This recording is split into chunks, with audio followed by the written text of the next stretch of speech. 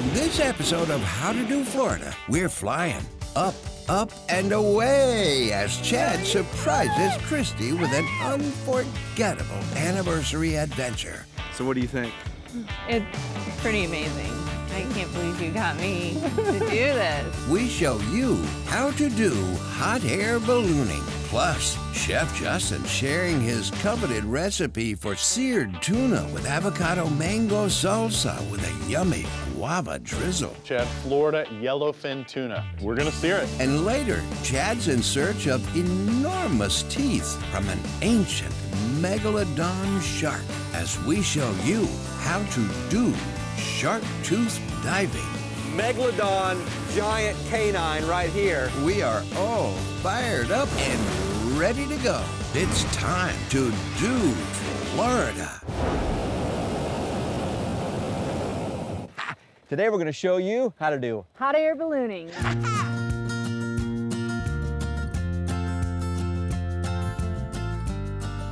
It's the oldest form of flight known to man, lifting dreamers and adventurers skyward since the late 1700s. In our state, well, it's a hotbed for this hot air pastime.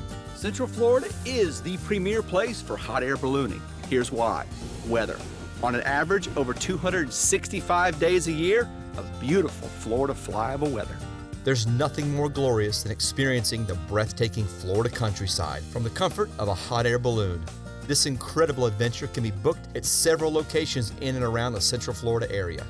Today we're in southern Central Florida in a little town called Davenport, located about 30 minutes south of downtown Orlando. Today is a very special day for my wife and I. We're celebrating, well, 12 years of marital bliss. Step one for how to do hot air ballooning, pick someone special to go with. Seriously, Chad, what are we doing? Honey, I can't tell you. It's a surprise. Come on. For me, that's easy. My best friend, my business partner, and my wife, well, they're all the same person. She doesn't know it, but we're going hot air ballooning. I got her out of bed at 5:30 this morning, so here we go. You're gonna love it. You know I'm not good with surprises. I know it's a little bit of a dice roll here, but I think this is gonna be right up your alley. I think you're gonna like it. Really? Yeah. Let me put it this way. I've seen you point one out in the sky before. That's all I can tell you. You better not be taking me duck hunting. I only wish. We finally reached the launch site, and it was time to spring my surprise on Christy. Oh my gosh. Surprise! No, you didn't! Ow! Are you serious? Girl, we are going hot air ballooning Oh my for our gosh. 12th wedding anniversary. You've got to be kidding me. Honey, I'm not. This is no joke. This is real. It's right here. Check it out. You're not going to get me up in that thing. Oh, honey, it's very safe. There's nothing to worry about. These guys are pros. They do it all the time, I'm pretty sure. Today we're flying with Aerostat Adventures. These guys offer balloon flights year-round in the Central Florida area. Owner and pilot Dave Krotz will be taking us up today and giving us the balloon basics. Morning. Hi, I'm Christy. I'm David. David, nice to meet you. David, nice to meet you. You guys ready? No? No? Hey, let's face it, as a passenger, there's not a whole lot of how-to to ballooning. You basically jump in the basket and off you go. Which is where step 2 comes in. Sit back and enjoy the ride. Do you feel afraid, like, of heights? I mean, how do you feel right now? It's probably best to not ask me too many questions. Don't talk about it too much. Yeah. It's just... Just enjoy the moment. Once we cleared the tree line, the view was absolutely breathtaking. One thing you'll quickly notice is how beautifully quiet it is up here. And with 4 kids, this is a strange, almost out-of-body experience for Christy and I. As serene as a balloon flight is for a passenger, piloting a balloon, well, that's another story. So David, how do you steer this thing? We use the upper winds and the lower winds. Actually, it's wind shear. We use the wind shear, basically. In the Coriolis, in the early morning, the friction of the earth as the earth is spinning, we get 2 different wind directions, and that's how we use it to steer. With magnificent views like this, you can't help but feel a little nostalgic. Can you believe you've been married for 12 years? A lot's happened in 12 years. We met in a restaurant. I was just a salad girl. You were a waiter on demand. So we got married. Moved into that little 1-bedroom apartment. And then Casey came along. Yeah, we had our first child. We started the Crawford Group. It's our video production company. We had a couple kids in between there. So we're up to 3 now. We had to get a bigger house. Bigger house. We started the show. Yeah. Then we had one more child, 4. Yeah. what we were thinking with that. But They're each such a little blessing. yeah, they are. Does that cork just go flying? Right on a big herd of cows. Oh well. Pour some for David here. Drinking and driving, David. Cheers to 12 years and many more. Amen, girl. We're gonna Soft try. landings. Do one of these. Yeah, your arms are too long. Ballooning and champagne, they have a lot in common. In fact, in the late 1700s, French balloonists routinely carried bottles of champagne with them, and upon landing, they would present it as a gift to angry or scared observers. It's been a memorable anniversary flight for Christy and me, but time for step 3, landing. So you're pulling on these ropes here. What are you doing here, David? Basically just taking a little bit of heat out of the balloon so we can start coming down. We have 2 different lines. We have a quick deflation line and we also have a vent line. Quick Okay. deflation line is for like a high wind landing. When you want to stick it and stay, you can pull the top completely out. It lets most of the heat out of the balloon. Now it looks like we're gonna land in somebody's backyard. I mean, is that It's close. okay? Yeah, well, maybe they'll be fine with it. Coming through. Don't mind us. We're not gonna land on a cow or something, No, are I we? hope not. So David has picked our landing zone. It's an old, abandoned orange grove. This is our spot. Hold on. Nice! We're good. Woohoo! Good job. All right. Go. We did. You mind if I pull the trigger one Oh, time? absolutely. Absolutely.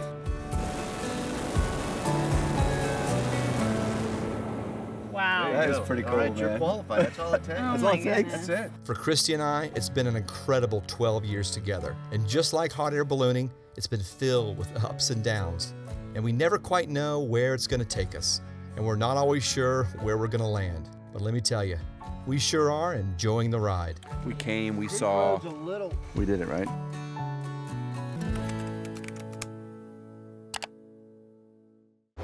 Still to come, Chad is diving in search of the holy grail of the sea, the mighty megalodon tooth. Fossil gold, baby. Fossil gold. But first, Chef Justin's got the kitchen sizzling with tasty and tropical seared tuna with avocado mango salsa and a guava drizzle. That's looking good, just like that. Oh, chef, that looks good. You're watching How to Do Florida. We'll be right back.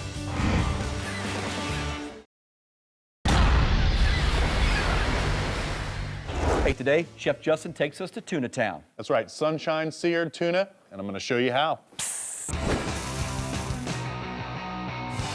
Real excited today, Chef. You're going to show us how to cook sunshine seared tuna. And so basically, we've got this amazing piece of sushi grade tuna here. That's right, Chad, Florida yellowfin tuna. And you're going to show us how to cook or not cook it. Sear it. We're gonna sear it. Show us how to do it, Chef. So the first thing we need to do is go ahead and get our salsa started. So what I have here is some Florida mango that I've already peeled and diced. That's going right in. Got a little bit of Florida jalapenos here. This is gonna give it some nice heat. A few of those in. Some diced Florida red peppers going in. Beautiful, and some diced Florida yellow peppers. Is there anything here not from Florida? Is this All Florida, all the time. Is that The spatula from spoon, Florida? Nah, probably not from Florida. Probably China, But maybe we'll Taiwan. forgive it. Okay. Some fresh cilantro going in. And now I'm gonna have you squeeze in just a little bit of lime, Chad. Okay. While you're doing that, I'm gonna go ahead and get in our avocado. Well, this is a nice Florida avocado, of course. So I'm gonna keep it down on the board, put my knife through, and just kind of run it around the outside. It does have a big pit in the middle. I'm gonna take this out just like this. And then using a spoon, I'm just gonna scoop out this little bit of pit that's in there. Okay, get that out. And then I can kind of take my spoon, run it around, and get all this beautiful meat out of here. Wow.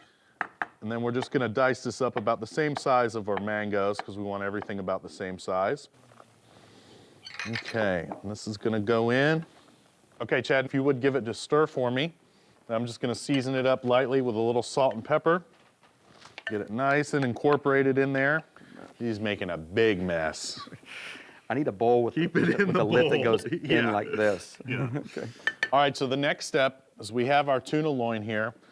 and it's time to give it a spice crust. Now, what I have here is just my favorite spice blend. Okay. You can use a Cajun spice blend or blackening, whatever your favorite spice blend is. So we're just gonna roll this, plenty of spice crust around it.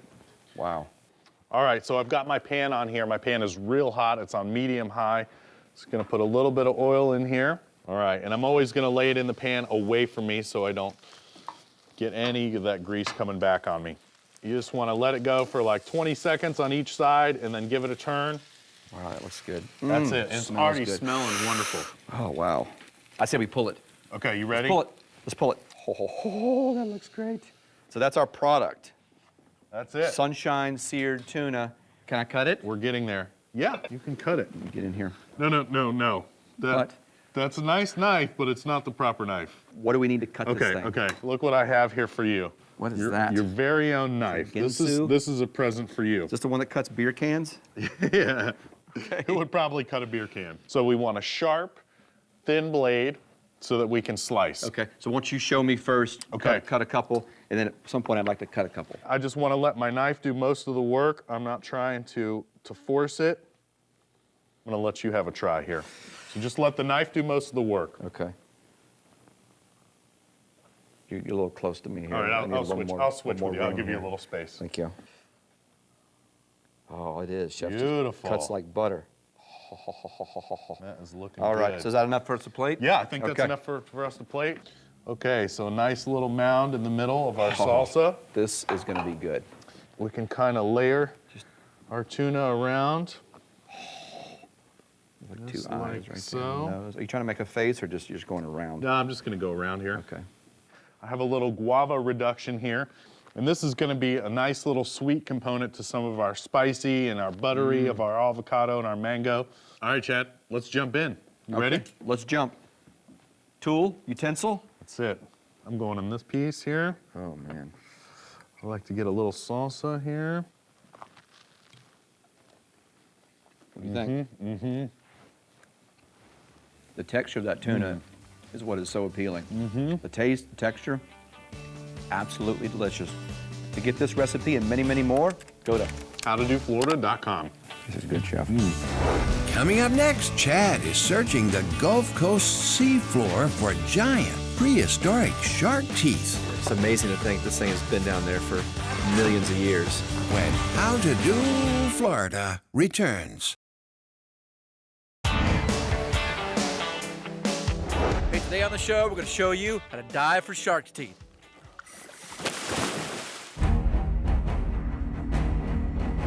Imagine a shark that's 60 feet long with teeth the size of a soda can. A shark that's big enough to eat a whale and makes a great white look like a goldfish. I'm here in Venice Beach in Southwest Florida. And besides being another spectacular Florida beach, Venice Beach is world famous for what lies just offshore. I'm talking about megalodon shark's teeth. Back when massive megalodon were munching on, well, just about everything, Florida was covered by water. And no other destination in Florida is better suited to hunt for the remains of these giant prehistoric creatures than the waters off Venice Beach. Megalodon means big teeth. Big teeth mean big shark. Venice Beach is located just 18 miles south of Sarasota on Florida's Gulf Coast. Treasure hunters from all over comb Venice's 5 beaches looking for small shark's teeth. These are little ones. But to find a prehistoric deposit of really big teeth, you'll need to venture offshore. Step 1, book a shark tooth dive. If you want to hunt big teeth, then you want to go with Florida West Scuba.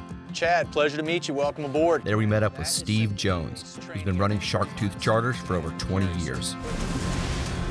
Let's talk about the megalodon tooth. That is like the golden egg out here. Yeah. What everyone's trying to find. What does something like that eat? He eats whatever he wants. Whatever he wants. Yeah. They say that 1 inch of tooth is 10 feet of shark. We got a 50-foot shark there, easy. These megalodons were around for millions of years, you know. That's why there's so many teeth out here. So one shark losing 1,000 a year, a shark could live 20 years, right. 25,000 teeth per shark producing out here in the Gulf. Right. Step 2, shark tooth school. Shark teeth are sacrificial parts of their body. Their teeth are designed to fall off and then a new one pop in. And this guy's got a whole bunch of teeth ready to pop out when these ones on the end here fall off. These guys will come along and bite down on something that's hard, like a bone from a whale or whatever it's eating, and the teeth will shatter or they'll just fall out and they'll fall to the ground. That's why we find them out here. The key is taking your time. We're gonna give you a compass heading. This is not a navigational dive. All we want you to do is stay out in front of the boat. 2 reasons. 1, the fossil bed we put you on is gonna be out in front of us. And 2, when you surface from your dive, you've got a nice easy swim back to the boat. Step 3, the hunt. After fossil school lit out, it was time to gear up and get wet. Keeping me on the fossil bed and my dive buddy would be Captain Dan. Going out looking for a Mastodon, a Muscadine, a Magatooth, a Megatron, I don't care what it is. I want me a big one. Once in the water, we descended down the anchor line, and as soon as we hit the bottom, Captain Dan pointed to what looked to me like a black rock in the sand. But there it was. I couldn't believe it. It was a large portion of a megalodon tooth, and it was just laying there right next to the anchor. Okay, so now I knew what I was looking for, and the hunt was on. I couldn't believe how many fossils we ran across. I was so captivated by what was on the bottom, I went a long time before actually looking around and taking in the interesting marine life around us. With each tooth I found, I began to get better at spotting them. I noticed floating 2 or 3 feet off the bottom gave me the best perspective. One after another, we gathered all kinds of fossils. If it looked remotely interesting, I put it in my bag. After all that gathering, I was looking forward to getting back on the boat so Captain Steve could identify what I had found. So it was pretty nice down there, huh? Gorgeous. Yeah. Visibility was amazing. For the first time, I get a good look at what I found. Oh, all right, look at that. Got some big old chunks That sucker right there. Yeah, that's a nice one. My first megalodon tooth right there. And then some smaller teeth here, like Yeah, those are kind of like the ones you find at the beach. That's a sand tiger shark. Sand tiger. That's a lemon shark. It's amazing to think this thing has been down there for millions of years. On this day, I swam along and picked it up off the bottom, Gulf of Mexico. Whoa, look at that! There's a nice one. That's taxable. Tom from Orlando brought up a beautiful 5-inch long tooth. Its point and its serrated edge are still sharp. That's the biggest one I've ever found right there. Good deal, man. The thrill of a prehistoric egg hunt and a chance to reach out and collect fossils untouched and unseen for millions of years was a once-in-a-lifetime opportunity. Venice Beach, baby. And for the Florida thrill seeker, the chance to pay respects and learn about these ancient sharks is one I highly recommend.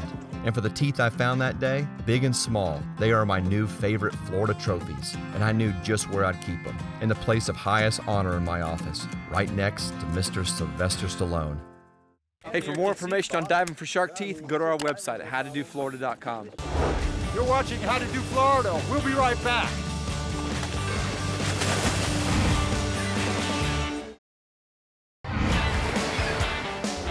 Well, that's our show. I sure hope you learned something, but more importantly, I hope you feel encouraged to get out, and do Florida. Some on here. For more info on this episode, go to howtodoflorida.com, where you'll find bonus how-to videos and all of Chef Justin's yummy recipes. And be sure to check out our Do Florida page, which is our giant list of events and activities all over the Sunshine State. Yeah, you should check it out. What are you gonna do with that knife? In case I see a large megalodon down there, Yep. I need to be able to handle myself. Right. It's a megalodon slayer. It's not perspiration, it's inspiration. It'd be better though if you're a little more to your left. This tree's right here. Yeah, that tree's a problem. You want me to move the tree? Yeah, once you move the tree. Oh, yeah. There it is. That's perfect. Okay. All right, let's shoot it. We can call your mom now and tell her you're still alive. Oh, I've already texted her. You've already Yeah. told her? Okay, she was concerned about that. I only wish. Yeah, right there. Oh, yeah, perfect. Yes.